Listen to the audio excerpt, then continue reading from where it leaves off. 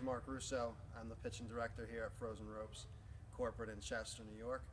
Today we're going to go over the directional pitching model that we actually adopted from Ken Eriksen, the USA softball head coach and University of South Florida. A lot of what Ken Eriksen talked to us about was about the kinesiology, which is how the body moves and how to maximize power and how to get movement to be as easy as possible, which is what we're going to talk a lot about with the pitching program.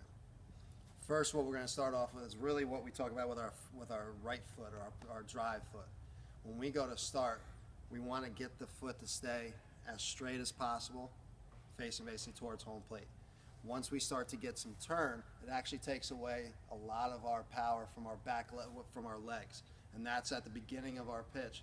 We want to get a lot of our power from our legs, and we almost use it like a sprinter's position, where the knee bends, hip flexes, and we get into a sprinter's position where there's a slightly lean forward with the head and the shoulders. So when we talk about the directional pitching model that we adopted from Ken Eriksen, it's about our body going in one direction, basically minimizing our movement. So the more movement we have, the more moving parts have to get together to have the end result of throwing the ball hard with maximal force and maximum power. So when we start, we talk about the direction of keeping our hips and our shoulders square to our target as long as possible. So when we come out and we explode out, glove side, hands are out, this keeps our body straight.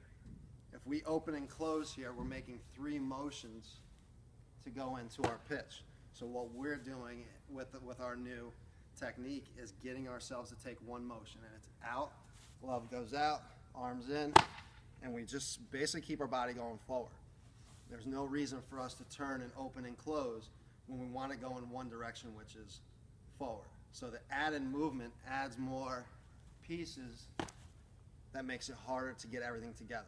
So when we talk about it, we're really trying to minimize our movement and keep our hips and our shoulders square. At some point, the body will get to where it needs to get. Right.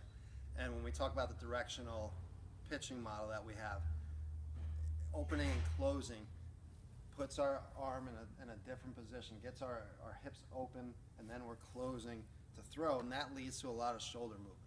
This is what gets our arm coming off the side. And girls really struggle, especially when they get older and they start having to throw other pitches. When they're opening and closing, it's more of the arms and the shoulders that are throwing the pitches as compared to with this directional model. It simplifies it and makes it all about the fingers. The fingers are what controls the ball with whatever pitch you're throwing. So the more movement, the more parts are moving to try to get that same spin. All right. When we go to throw, we like to talk about getting our release point to be at our belly button. So we're in deeper into our hip, and again, our body's staying square, we're staying straight towards home plate.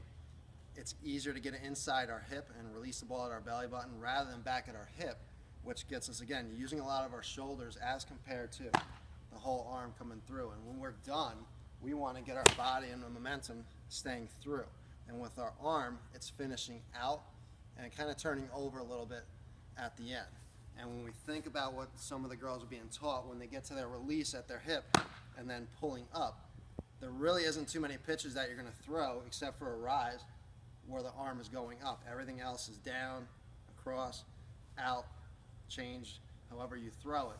So we want to avoid lifting that arm and feeling it more naturally, just follow through out. Directional model that we're teaching, when their bodies go straight and we keep the shoulders in line and we're staying towards our target, my arm stays with my body, which is increasing the speed.